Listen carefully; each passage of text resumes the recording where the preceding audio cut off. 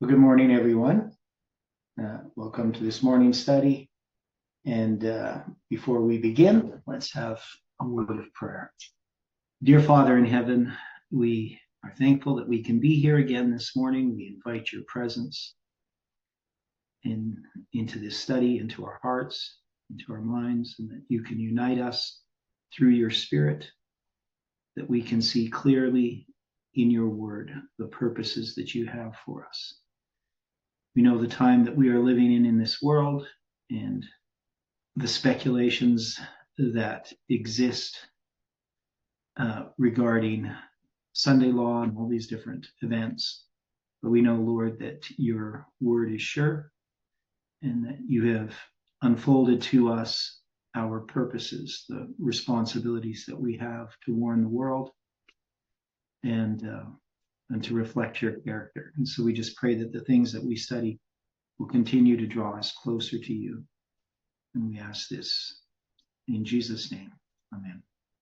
Okay, so as we know, it's Trump's inauguration today. So not many people here. Maybe people are watching the inauguration. I don't know. When does it start? It'll start an hour after our study. Oh, okay. Yeah. Well, I guess they have all kinds of preliminary stuff as well, right? Well, of course, Biden's got to issue some more pardons. Yeah. Anyway, so we've been looking at this line of Saul, however we understand it to be constructed.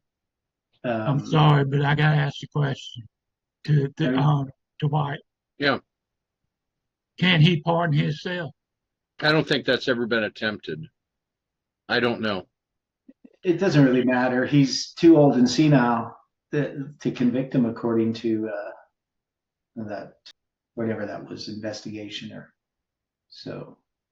I don't think he's not been convicted of a crime, so it's hard to pardon yourself.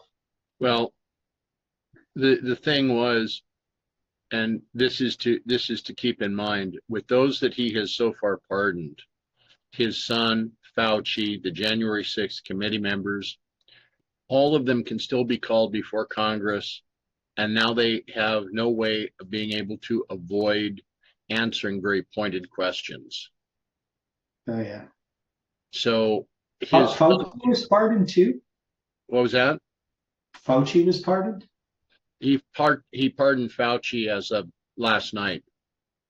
Why did he pardon him? That's the big question. But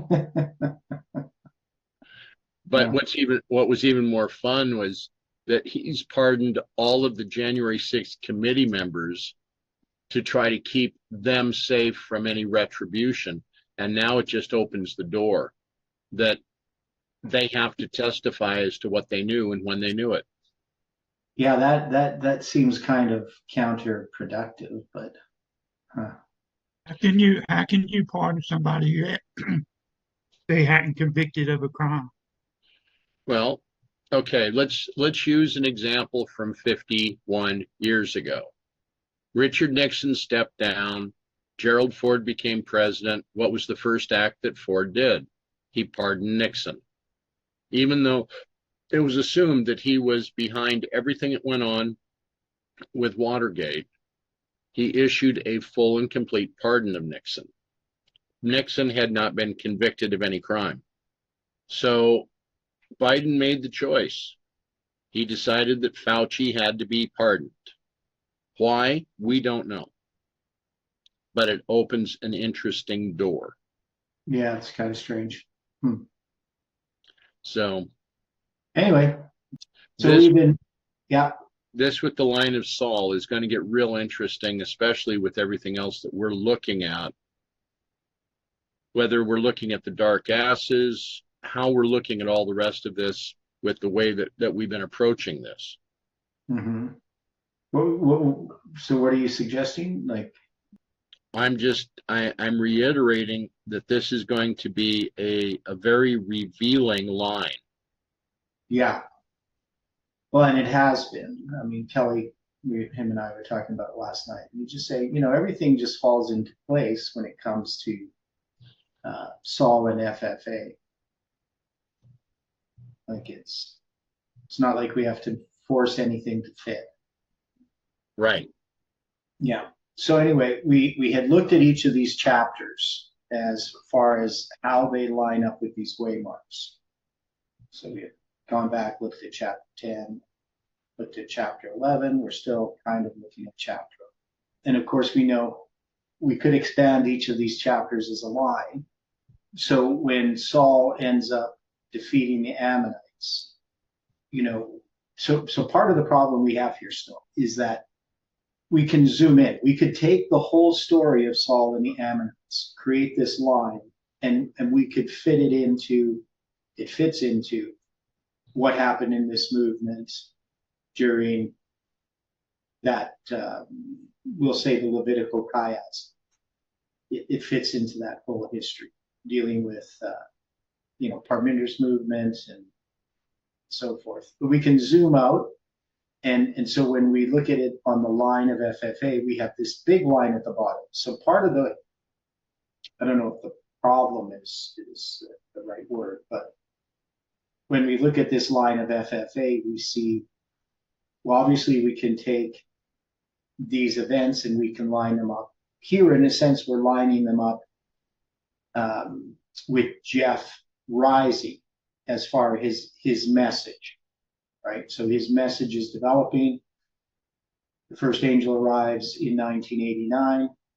Now we're going to start moving into 11:9 in the way that we've created this line. Though we could probably, maybe that's already partly zoomed in. So that's where I'm running into problems, is just the magnification when we're looking at these stories. But we're trying to use this zoomed out at this point. But yeah, each of these could be zoomed in. Each of these chapters could be, much, there's so much detail here. But we should be able to see that chapter 11 deals with 9/11 as the empowerment of the first angel. And any thoughts on that so far?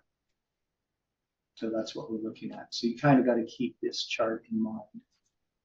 Well, I mean, the direction that we're looking at here right now is so much of this, you speak zoom in, I look at it as, a micro examination, and you speak of zoom out, and I look at that as being macro, where we're looking at these things in either exceedingly very fine detail, or we're looking at them in a much larger, big picture.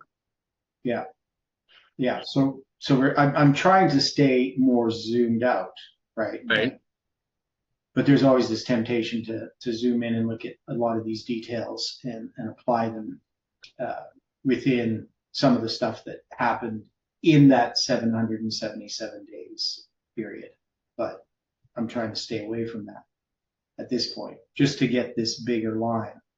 So 9/11, if we're going to say that that's chapter 11 is 9/11 as the empowerment of the first angel. So that is, we came to understand 9/11 as, and Jeff had then moved it from, that is August 11th, 1840. He moved it from 1989 to 2001. So as Jeff was moving through that history, he started to zoom in a bit more. Let's at least that's how I would look at it.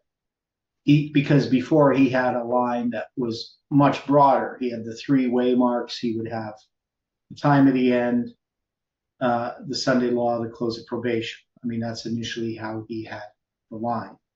There wasn't, no 9/11. He didn't have detailed waymarks. As time went on, they started to recognize there was an arrival, a formalization, and empowerment of each line. And so once they got to 9/11, definitely that's when that started to develop more clearly. So after 9/11, they start to recognize that August 11th, 1840 is this empowerment of the first message. So if we're going to say that chapter 11 lines up with that 9/11, now Jeff had 9/11 also being the arrival of the second angel's message, but we have come to understand that that's actually 11:9, at least depending on what line we're in, because ultimately the arrival of the second angel's message is the Sunday law itself. So we believe we're in the Sunday law history since 9/11. So 9/11 also functions as the arrival of the Sunday law. But we know the Sunday law itself is still something future. Ellen White saw all of our history as the Sunday law history. She saw Revelation 18, the mighty angel coming down, as the Sunday law. Now, we know as we get closer to the Sunday law, we, in a sense, zoom in. That is, like when you're approaching a city, on a map, at first it's just this dot. As you're driving into the city, you have all these way marks that show that you're closer. You may be going downtown, like in downtown Edmonton or something like that, but you get to, like 20 miles before you get to downtown Edmonton, you're already kind of in Edmonton, right? Maybe not 20 miles, but quite a ways, right? And there's going to be signs, welcome to the City of Champions. And then, you're still going to be driving, even though you've sort of arrived at the city. And that's how it is with the Sunday law. We're in this Sunday law. We've been there, since 9/11. But 9/11, even though it serves as the arrival of the second angel, it's obviously not the Sunday law proper. We don't have this Sunday law happening right now, but we've had the signs that were in the Sunday law, right? 9/11 was like arriving. You have arrived to the Sunday law. You're in its jurisdiction, so to speak. And so what ends up happening in this history is people keep claiming that we're further along the line than we are. That is, we haven't come to the Sunday law yet, and we've had types of the Sunday law. We've had a progression of the Sunday law, and that's still going to continue. So, it kind of amazes me that, so many Adventists are just like, Trump's going to sign the Sunday law his first day in office on January, 21st. He's going to sit down and do an executive order on the Sunday law. I mean, people believe this. And why do we know that that's not going to happen? That really wouldn't fit with what we've already come to understand. The Sunday law doesn't come that way, right? No. Like, there has to be a whole bunch of other things that occur prior to a Sunday law. Let's also keep in mind, though, Trump's the parties that he has picked for different cabinet positions will make this the most Catholic administration in America's history. Yeah, and it's definitely going to set things up for changes in America. So how that's going to happen, though, we realize that the Sunday law comes from the populace, not from the top down, right? According to Spirit of Prophecy. Right. That the people are going to be calling for this Sunday law. The government's going to respond. Now, obviously there could be all kinds of events happen that, we can't anticipate their timing. There could be, a world war. There could be a civil war of some sort. There could be, just natural disasters, judgments upon cities. All kinds of things could happen. Nuclear attacks, things that, that we don't know how quickly that could change events. But right now, what we know is that the lines show that Trump is offering an opportunity to America to reform. And, one thing is, obviously what's happening morally in the United States is something that many people are upset about. I mean, they're upset about all kinds of different injustices and abominations and so forth that are occurring. And how that's going to, how this government is going to affect all of those changes, we're not really sure. But just to assume that a Sunday law just pops out of nowhere, which is what they're saying. And also we know that it's not the Catholics who bring the Sunday law in the United States; it's the Protestants, right? It's Right. Republicanism and Protestantism joining together. The fact that people are Catholics doesn't really mean much to me, because what does it mean to be a Catholic? Not a lot. It's like saying somebody's a Jew. So if he's a Jew, that means he's part of the Zionist conspiracy to take over the world or whatever, these imagined conspiracies. Even if there was a Zionist conspiracy, every Jew is not involved in a Zionist conspiracy, just as every Catholic is not, seeking to bring about a Sunday law or something like that, right? So it's much more involved. This sort of simplistic way of looking at how a Sunday law is going to come about.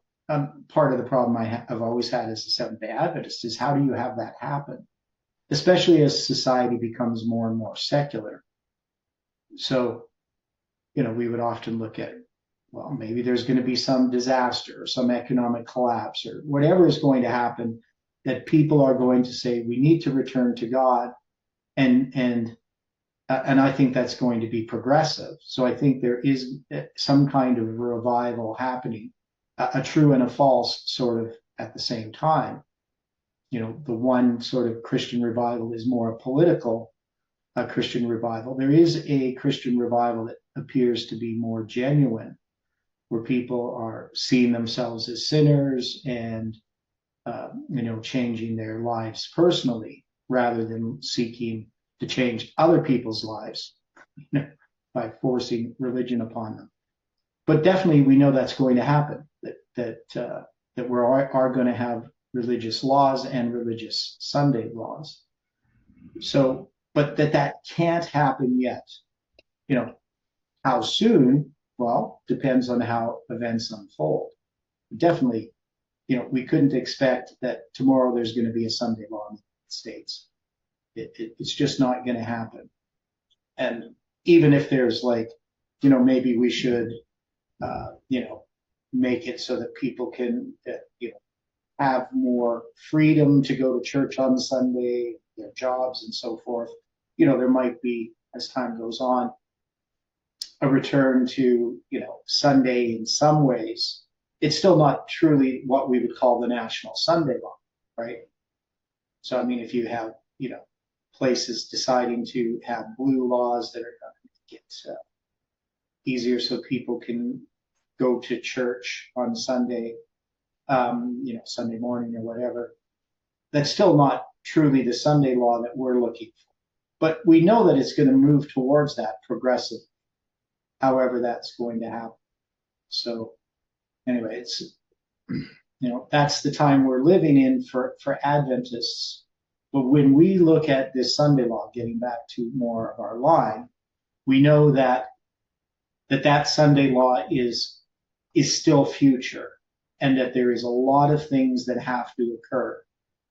So I don't know what else from chapter 11 we would need to look at. We have, this kingdom renewed.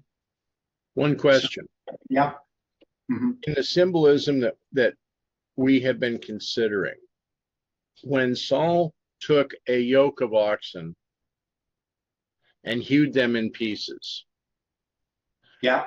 are we talking about 2 oxen or are we talking about 4? I don't know. How would we discern? I mean, is there any way we can know? Well, we know that we're dealing with more than one. Yeah, we'll at least have 2 to have a yoke. Okay. And we know that the oxen are going to be, as it says, hewed in pieces. Yeah. Do we know? I mean, it's basically saying that this is going to go throughout Israel. Yeah. coasts of Israel. Yeah. The borders. Coast is just borders. Doesn't necessarily mean water.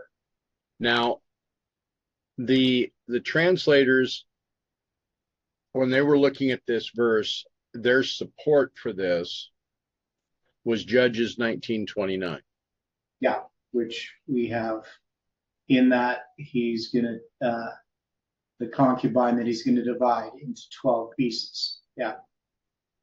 So is it likely that the oxen are going to be divided into 12 pieces? Yeah, possibly. I mean, it doesn't say it explicitly, but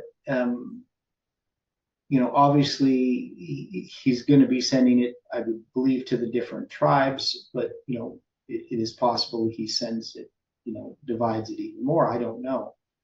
Not really sure how he would do that at this point in the story. Now we're basically, when we're looking at this, he's dividing the oxen, he's sending this throughout Israel. Yeah. And our application is that this is the equivalent of 9/11. So the warning goes out throughout the Adventist church. Would that be correct? Well, with 9/11? Yeah. Well, definitely the Adventists hear about it. Yeah.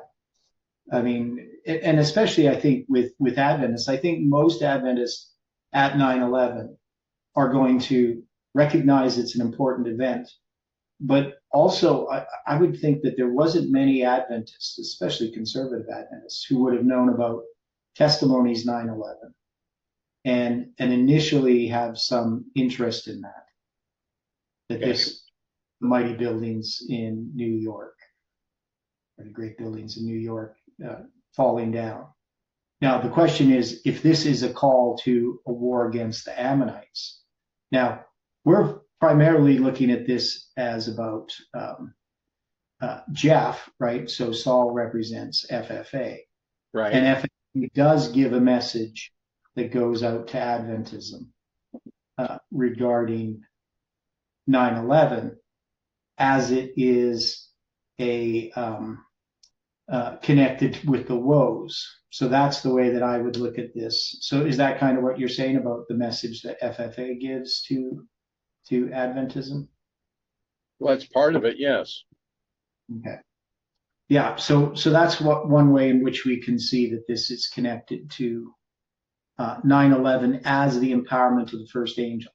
Now later, Jeff's going to recognize it is the arrival of the second angel, but that becomes a different message. Right. And so when he and he does this gradually, right? When we examine the foundation, we looked at how this occurred, and I'm trying to remember specifically. So we're going to have 9/11 happen, and I'm not sure when Jeff first says that it's the arrival of the second angel, but he doesn't immediately. 9/11 happens and he says, oh, that's Revelation 18. Because he still has Revelation 18 as the Sunday law. So somewhere along the line, and it's after he's already recognized 9/11 as the empowerment of the first angel. So whether it's like, because I came in the movement in 2010, I didn't really notice this right away that Jeff was saying that, but maybe he had already been saying that. But I'm not going to really recognize it until about 2013 or 14. Now, and that's going to come in connection with understanding of Ezra 7:9. In my view, is that's where it comes into focus, that he's going to start saying that 9/11 is the arrival of the second angel. I don't know if anybody, well, maybe Dwight, you would maybe know when he starts saying that. I'm not recalling it off the top of my head. Yeah, but you can see how it would occur in connection with understanding of Ezra 7:9, because, and I could maybe look at some of the old charts, but because initially they're going to see the second angel arrives in 1842, right? Right. Remember, because he's going to say, well, you know, that's when the Protestants began to close their doors with the making of the 1843 chart and giving that, you know, being more definitive about it being the year 1843, that Christ is going to return instead of about the year 1843. So taking out the if, which Jeff talks about. I guess the if. But you understand what I'm saying, that initially he's not going to be attaching Revelation 18 to 9/11. That's going to happen progressively as time goes on, as he comes to understand this. So chapter 11 is addressing that empowerment of the first angel's message. So this, now the oxen, now what would be the significance of this yoke of oxen? Like, what does this symbolize? Why is he taking this yoke of oxen and dividing it up? Well, we know that he's in this story here, I mean, it's maybe just something that's convenient, I guess, but he's out in the field, right? Correct. Now we have another similar story to this. Who is it that offers up some oxen? Was it Jeremiah? Isaiah? One of the prophets, anyway. Do you know what I'm talking about? I don't. Maybe. Who was that?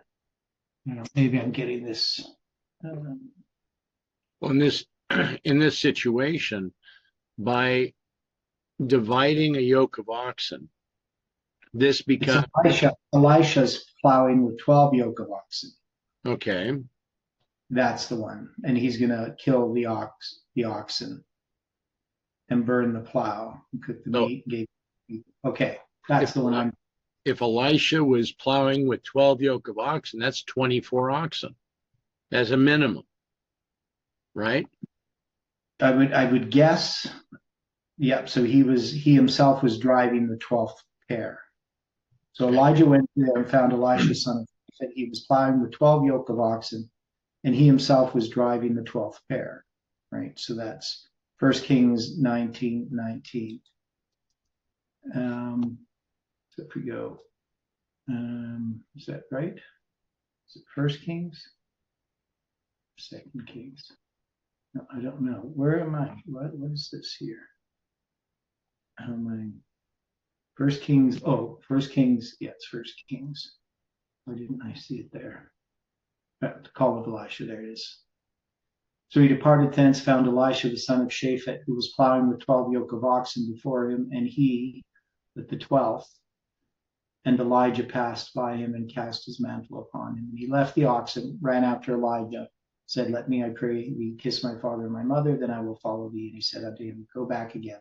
What have I done to thee? And he returned back from him, took the yoke of oxen, and slew them, and boiled their flesh with the instruments of the oxen, and gave unto the people, and they did eat. So I don't think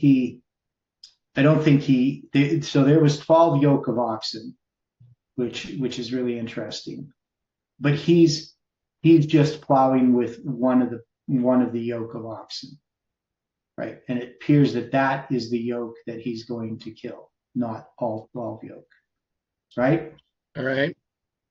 Okay. So that's kind of interesting. You know, and of course they could have just mentioned that he was plowing with the yoke of oxen, but they're going to mention that there was 12 yoke of oxen before him. So this would be, I guess, a large group of people all working the fields at the same time, right?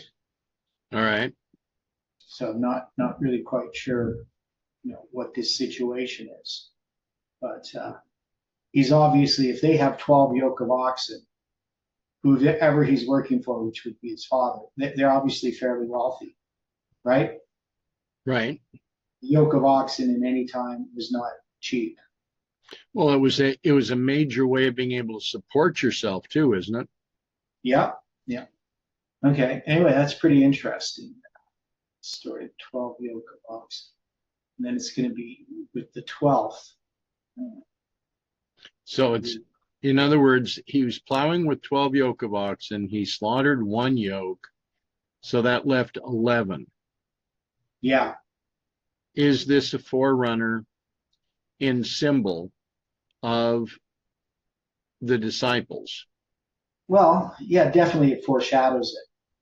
But sort of obviously in sort of a reverse way or a mirror way in that. Well, I mean, yeah. I think we're all aware that Christ called 11 disciples, and Judas is the only one that joined of his own volition. Well, the other disciples kind of brought him in, yeah. Okay. Anyway, there's probably lots here in just the story, but that's the story that it reminds me. Of course, you can see 1919. Doubling. Yeah, also the 1919 Bible Conference. Right. And also the digits from 9/11 and 11/9. So I don't know. There's something there in that story. Okay, so we got again a yoke of oxen here, which I said was probably two oxen, but you could have larger yokes. So then here is this yoke of oxen being hewed. Here is Saul taking apart the way in which he has been responsible to his family. Yeah. And he places that in the hands of messengers with the statement of whosoever cometh not forth after Saul and after Samuel, so shall be done to his oxen. In other words, if you're not going to listen, we're going to destroy your way of supporting your family. Mm-hmm. Yeah. Mm-hmm. And the people had the fear of the Lord that fell upon them, and they came out as one man, and they came out in unity. Yeah. Yeah. And so far, the only thing that we've seen unified within this in the movement is we came to an understanding that 9/11 was allowing us to again recognize Islam. Yeah. So, I mean, definitely it would be that initial part of the movement where there's going to be this one consent or unity. So then we come back, all of these people, when he numbered them in Bezek, the children of Israel were 300,000 and the men of Judah were 30,000. Now, are these being numbered separately, or are the men of Judah part of the children of Israel?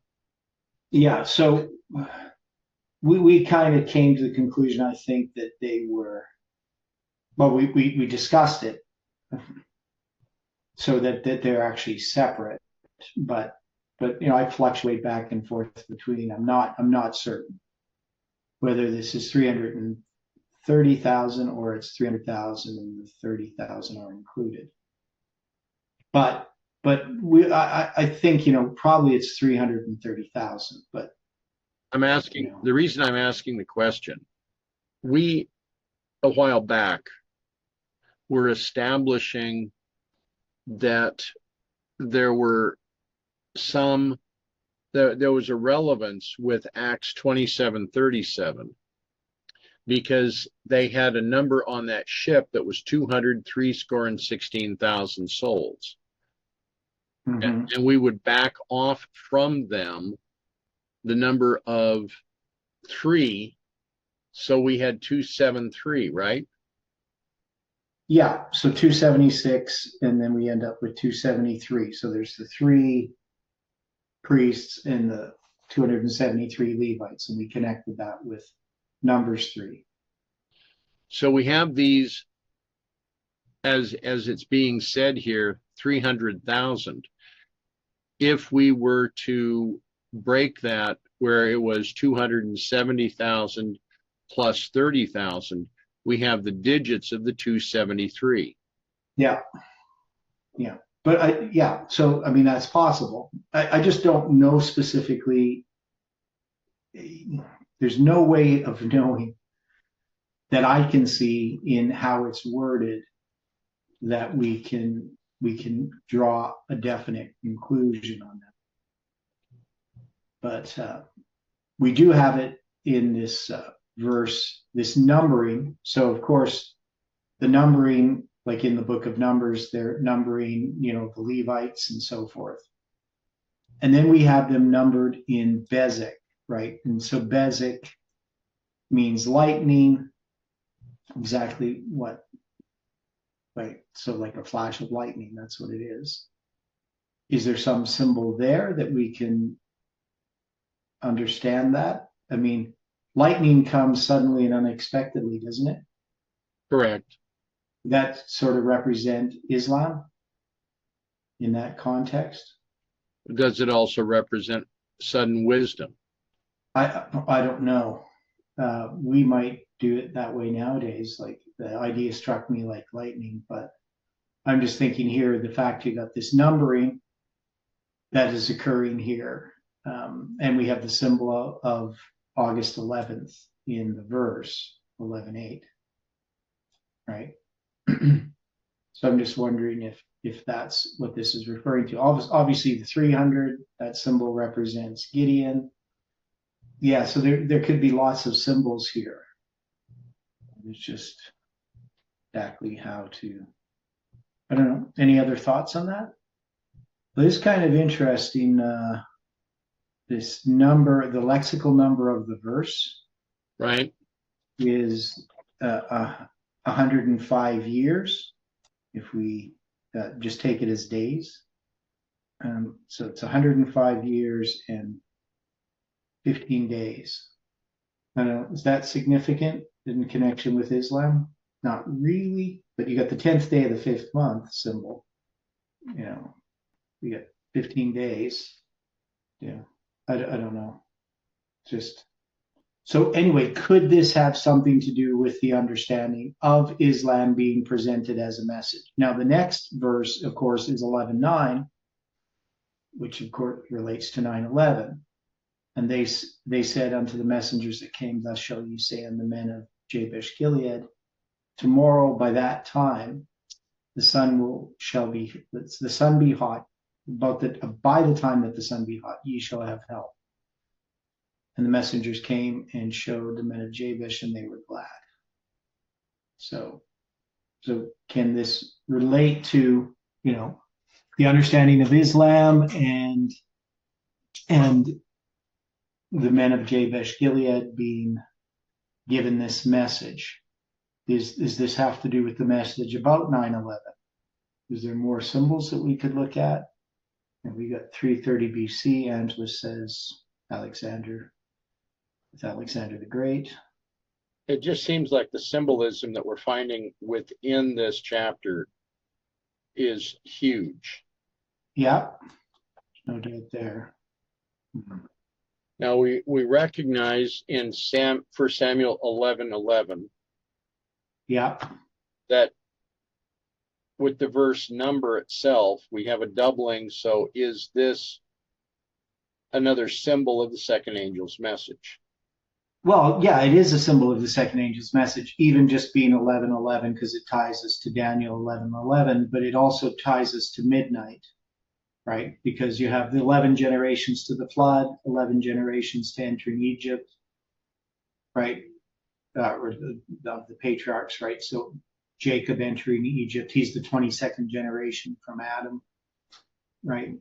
You have the 11 years and the 11 years, which is 22 years in the story of Joseph, right? So we've had this 11:11 as a symbol. It's obviously Daniel 11.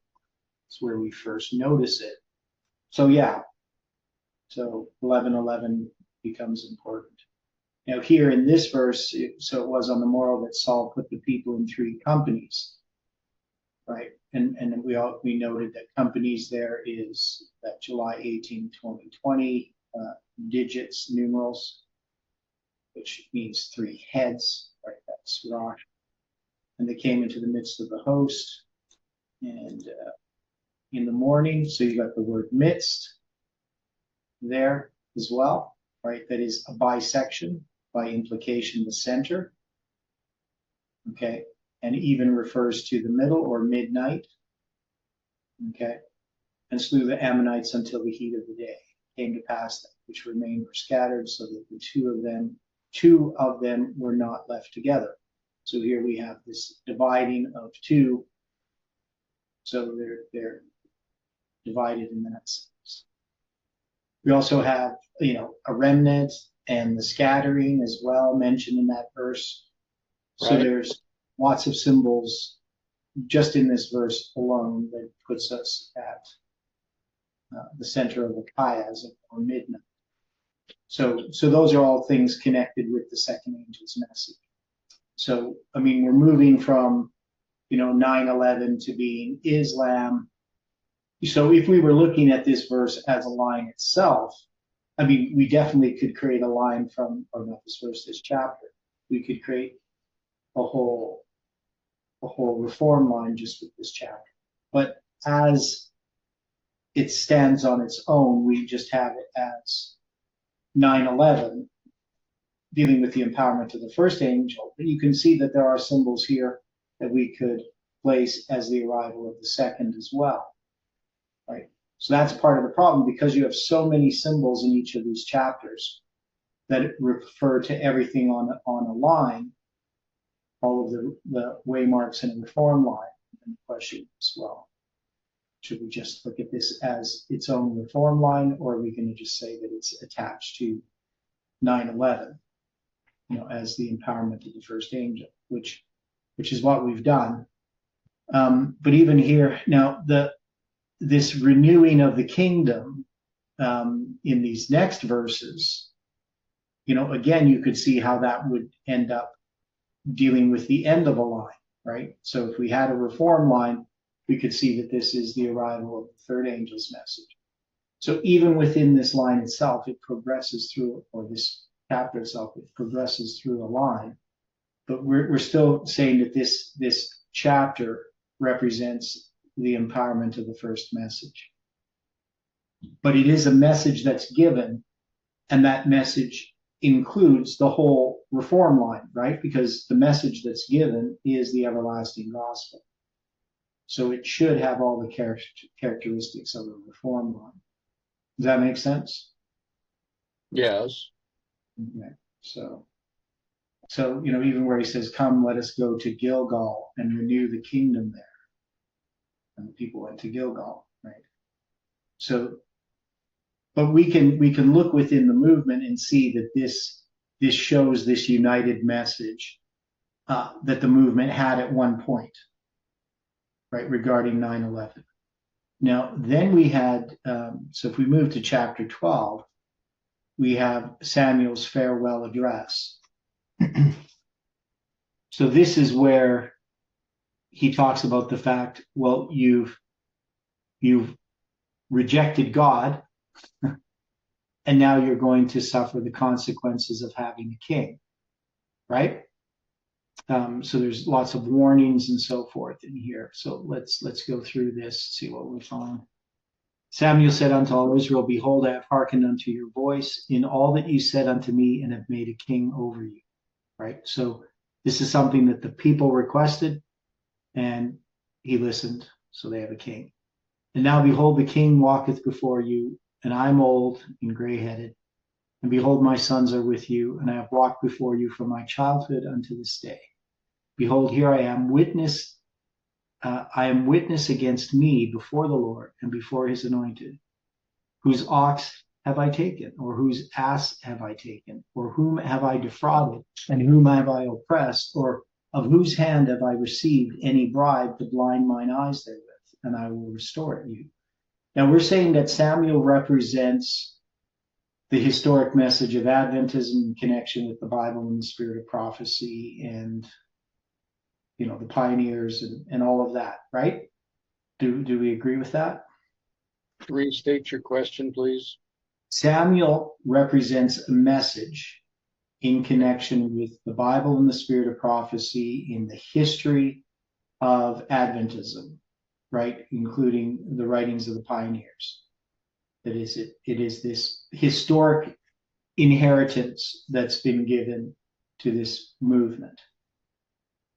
because from Samuel we get this light, we get this king, and so he's giving a call back to. Now we're saying that this is 11:9, 2019. At least in our line, that's how we place this. But that includes a bit more than just that one date. I mean, it includes a bunch of stuff leading up to that date.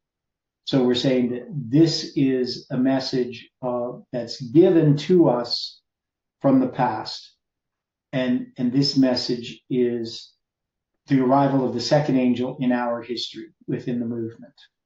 So if we're going to put it at 11:9, it would be a message. So whether we've zoomed in here in doing that to put it at 11:9, but we're saying that it is the arrival of the second angel, which is 9:11 to 11:9 in a sense. But so the question is, what is this message of Samuel? How does it relate to this movement if we're going to place it in this movement? Because we're then going to have this crisis, right? So Samuel's going to give his farewell address. We say that's the arrival of the second. And then we're going to have the Philistines, right?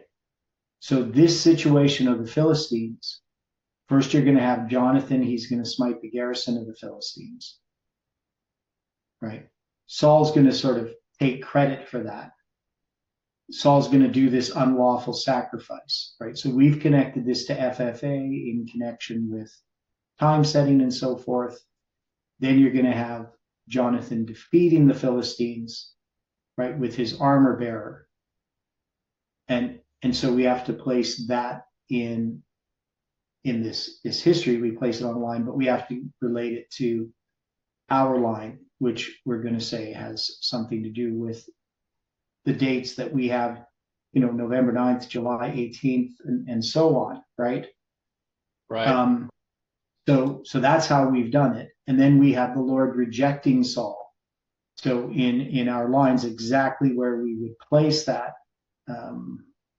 dealing with FFA, whether we're going to have that as December 6th, 2020, or we're going to have it as December 25th, 2021, not certain.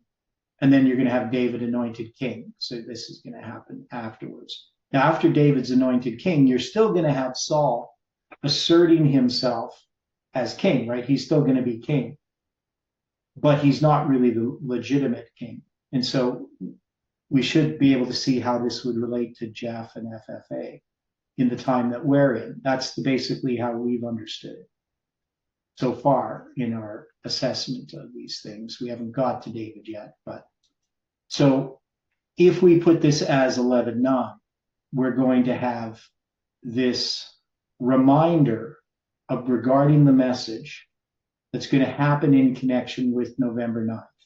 Now it's going to happen earlier. It's going to happen, maybe you could even go to October 13th when that 391 and a half days is measured, from noon in Lambert Church there. When I do that calculation, it brings me to midnight commencing November 9th. This brings all of this light that had been studied regarding Islam and Ezekiel and Joseph and the 2520 and the 2300 days and the 70 weeks. All of this comes together as a witness against Parminder's movement, but that battle with Parminder's movement is not going to be evident until chapter 13, which represents rebellion, right? Okay. So we should be able to see this bigger picture of how this relates to our lines, at least how I'm looking at it. So in chapter 12, this warning of Samuel, can we see that it fits in with all of that history connected with chronology and biblical prophecy that had been developing as a result of 9/11 and the 2520 and so forth? That comes together here in our history. That we're just going to say it's 9/11 or 11/9, right? 11/9, November 9th, but basically 11:9 and 9/11 together. So everything from 9/11 comes to bear on November 9th, 2019. That whole history from 1989, that 30 years, is what's being reiterated. So it's a repeat of Millerite history. We could say that Samuel represents a repeat of Millerite history, or at least specifically here, he's repeating Millerite history, reminding us of the past, right? Okay. Yeah.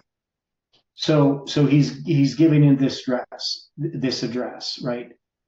So he's a witness against, he says, behold, here I am witness against me before the Lord and before his anointed, whose ox have I taken? Now obviously he's not stolen anything, right? Whose ass have I taken? So we have an ox and we have an ass. Or have I defrauded? Whom have I defrauded, or whom have I oppressed, or of whose hand have I received any bribe to blind mine eyes there? And I will restore you. Then it goes, restore Shuv, return it you, restore it to you. So this must be all of these things bearing witness to the truthfulness of this message, right? I mean, that's to me pretty evident, but is it evident to everyone that if we put this as November 9th, that is, it's not just that date. Again, it's everything that bears on that date. 391 and a half,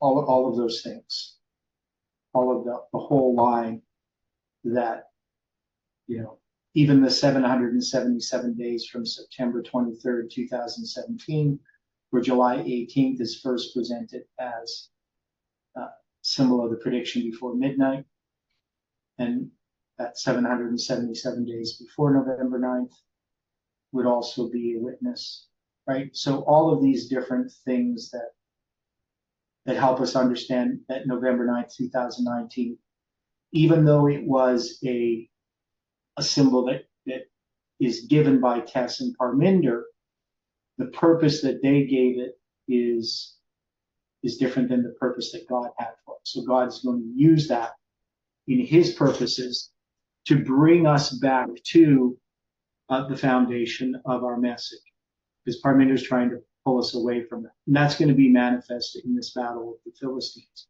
But here, there isn't particularly a battle with the Philistines, but Samuel is warning us regarding Saul, what Saul's going to do. Right? So the people are going to say, thou hast not defrauded nor oppressed us. Right? And he said unto them, the Lord is witness against you, and his anointed is witness this day.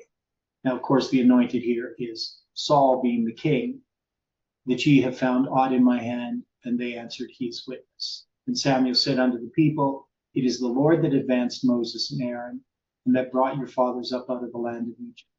Now therefore stand still, that I may reason with you before the Lord of all the righteous acts of the Lord, which he did to you and to your fathers, when Jacob was come into Egypt. And your fathers cried unto the Lord, and the Lord sent Moses and Aaron, and brought forth your fathers out of Egypt, and made them dwell in this place. So again, a reminder, not just of what Samuel had done, but he's going back to what God had done in delivering them from Egypt. So he's going back to the foundation of the message. He's going back to Millerite history. And then when they forgot the Lord their God, he sold them into the hand of Sisera, the captain of the host of Hazor, and into the hand of the Philistines, and into the hand of the king of Moab, and they fought against them. So he's going to go to the period of the judges as well, right? So he's mentioning some of the judges. We got, Jerubbaal, that's Gideon. Bedan, that is, that's just another name for, who is it for? Can't remember. Which name are we talking about? Barak. Bedan is Barak, right? So you've got Gideon, Barak, and Jephthah, right? It's just here he's referred to as Bedan instead of Barak, right? So Samuel's reiterating some of the judges. And then, of course, Samuel, which he is a judge, right? And then he talks about Nahash again and the king of the children of Ammon, right? And you said, came against you, you wanted to have a king to fight against him. You didn't want to have God as your king. So now you have a king. And if you fear God and serve him and obey his voice and not rebel against the commandment of the Lord, then shall both ye and also the king that reigneth over you continue following the Lord your God. But if you will not obey the voice of the Lord, but rebel against the commandment of the Lord, then shall the hand of the Lord be against you as it was against your fathers. So having a king isn't really going to secure you. You still have to be obedient. And I think part of the thing of having a king, somebody else to fight our battles, this is the dependence upon man, right? Obviously. But also, if we look at it in the context of the movement was called to study. So when we had the situation with Parminder that we're gonna have here with, saying, the Philistines, and specifically not so much like there obviously was the battle with Parminder, but this idea, this attitude that continues, and it's an attitude that FFA had to contend with. So however we're going to put that on the line, we'll see. But the point is, with November 9th, the movement had an opportunity for us individually to study. But the movement is going to rely upon Jeff to give the answers to everything. And, when it comes to July 18th, now it was kind of interesting. So back in 2018, when I'm at the School of the Prophets, so first I'm going to find this 391.5. I'm going to present it the next day on the Sunday. Parminder's going to be there at the study. The camp meeting's just a couple of days away. At that point, I've been told that I need to present that by Parminder. He's going to give me two spots to present.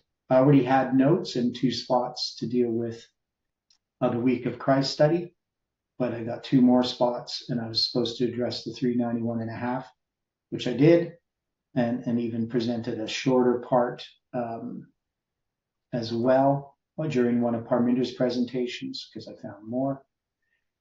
So that was on the Sabbath, I believe, that I do a short presentation. So anyway, there's going to be this receptiveness initially. And then as we get into November, we're going to find July 18th. And then Jeff is going to go to Brazil. Now, he's going to set up so that I'm not going to be presenting this stuff, but it's going to be some of the students who are going to present 391.5 and July 18th. They're going to be doing these presentations. So he gets some of the young people to present the stuff that I had done, which I thought was rather interesting to see other people presenting what I had done. So they're going to present it. But at some point, Jeff, when he gets back from Brazil, he's now not interested in, well, it's not saying that he's not interested, but he had been told basically that I was a problem and that my stuff that I was presenting was wrong. So I'm not really sure how that, what was happening behind the scenes completely, but definitely there was a coolness towards me personally, but also the fact I wasn't going to end up presenting anything. So I'm not going to be, involved in what's happening. So anyway, that's what happened. So I don't know how we would relate this specifically, but definitely with Samuel, his warning, we can see that is kind of, that there is an acceptance initially of these ideas, but when we get to November 9th itself, definitely there's, even though they're going to adopt July 18th, there definitely is, it's not in the right way, right? That is, the spirit of study to understand what God wants to reveal to us is not is not part of what happens with July 18th. It's sort of, I mean, I'm excluded personally from it, but there's something else going on that I don't fully understand. Why the warnings are not being heeded, but basically they're not. So maybe that's what this would have to do with here. Now then you're going to have in verse 17, is it not wheat harvest today? I will call unto the Lord, and he shall send you thunder and rain, and that ye may perceive and see that your wickedness is great, which ye have done in the sight of the Lord in asking you a king. Okay, so if it's wheat harvest, specifically, I mean, it's not, I don't think it's the day of Pentecost, but it's during that time. The wheat harvest is the latter part of that Pentecostal period, right? From the wave sheaf offering, you're first going to have the barley harvest, and then you have the wheat harvest, right? That's how we understand it. But normally, of course, you're not going to get storms at the time of wheat harvest, hardly ever. So what would this symbolize? Anybody? They say here between May 15th and June 15th. So basically middle of June to the middle of May to the middle of June. Nobody has comments or thoughts about this wheat harvest? We saw this in the Judges, in the story of Samson. So we're not talking earlier in the year. We're talking we're talking midpoint between Passover and Day of Atonement.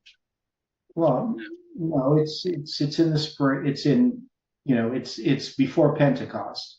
Pentecost is part of the spring festivals, right? But that still places it between Passover and Day of Atonement. Yeah, but not midway. Yeah, I mean, the Day of Atonement's in the 7th month. Pentecost, I mean, the 6th day of the 3rd month is Pentecost. So I guess, it's sort of, it's still part of the spring, but not connected with the Day of Atonement. I would just connect it with the spring types. Yeah, so this could be this would probably be in the 2nd month, right? That you're going to have the wheat harvest. Could be, yes. Yeah. Okay. So but we don't have an exact date. We're not saying it's on the day of Pentecost. We're saying it's before that. And so they're going to have, during the wheat harvest, they're going to have thunder and rain. And these are judgments, of course, right? They're a warning because of what they're doing. It's not to be taken lightly. That ye may perceive and see that your wickedness is great, which ye have done in the sight of the Lord in asking you a king. So what we would say is that there is an error that the movement has made and a rebuke being given to the movement that it's not willing to heed. Now, if we deal with thunder and rain, what would they represent? Could this be a reference to an understanding of the 7 thunders, right? Millerite history. Be a good way of putting it. And the rain to, the latter rain. Again, a good way of putting it. Because definitely in that history, if we look at the movement at that time, we look at November 9th, and we look at least from my personal experience, here we have this light coming from God. Jeff had recognized on September 7th that he wasn't really fit to lead the movement, that he had made this mistake in making Parminder the head of the movement. But Jeff is still going to be, the leadership FFA is still going to be king. It's still going to be in charge. And we should have seen that this move from organization. So the reason that rebellion happened with Parminder was all about organization, this belief that we needed to organize, which was wrong. I mean, it was clearly wrong. It should have been evident to everyone that this was wrong, that we were not to create a new movement. We had direct counsel in spirit prophecy, like a new church, like a new organization. And yet the movement was going in that direction. And then we saw where that led. But instead, FFA is going to basically try to pick up where it left off. But everybody's looking to Jeff. We understand why, right? But there's light that's come from God that had nothing to do with FFA. Like FFA wasn't in charge of it, and yet they're going to sort of take charge of it, right? They're going to decide what to do with that light. So they're going to have the July 18, 2020 prediction. And they're going to ignore any light that disagrees with their direction or that is a warning, right? So they're going to disregard the warning. They're not really going to study into it. Obviously I'm going to continue studying because that's what I do, right? So I'm going to find these, and I shouldn't say they weren't studying. They were studying, right? They were trying to find more and more symbols and numbers and so forth. But what was presented on November 9th to them, the 273 connected with the Mayan calendar, and what results from that is going to be ignored by FFA. So I think that is the thunder and the rain is the light that comes that they're going to ultimately ignore. It's the warning about, and the purpose of this is that they might see their sins, right? That ye may perceive and see that your wickedness is great. And that's something that the movement doesn't want to see, right? We're all focused upon the wickedness of others. We're not focused upon our own wickedness. So there is, and all the people said unto Samuel, pray for thy servants unto the Lord thy God, that we die not, for we have added unto all our sins this evil, to ask us of a king. But, they're still going to have their king, right? And Samuel said unto the people, fear ye not, ye have done all this wickedness, yet turn not aside from following the Lord, but serve the Lord.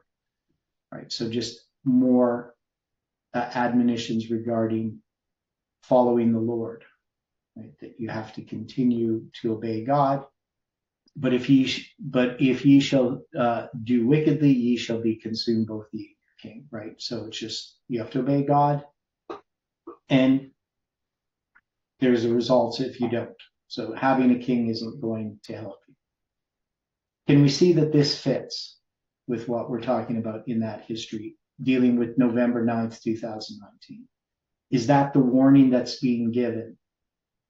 Not just on that date, but connected with all of the things about that date. The close of probation for the false priests and what it means to the movement and how it's on a line of failed predictions, and the message of July 18th and how that is where that message comes from and what its purpose is for. That these things are really going to be disregarded, right? Because people are still going to want a king. And even after that, they still want their king, even if they sometimes aren't happy about Saul. And then we will take this now. So the next one tomorrow. So we're going to say chapter 12. Just looking at the chart here, we're just going to say chapter 12. Obviously, this is Samuel. We'll say it's Samuel's warning, I think is, and that's going to be connected with 11/9/2019. So then we look at chapter 13 and see where we line that up in our history. Any final thoughts before we close with prayer? Not that I can say. Okay. Well, let's pray. The dear Father in heaven, thank you for the time here this morning again. And I pray for each one that you can lead them into all truth. Help us to trust in you, to give our hearts to you each day, each morning, each moment. We pray that you can work in our lives in a powerful way. And we ask for your care and protection for those that we love.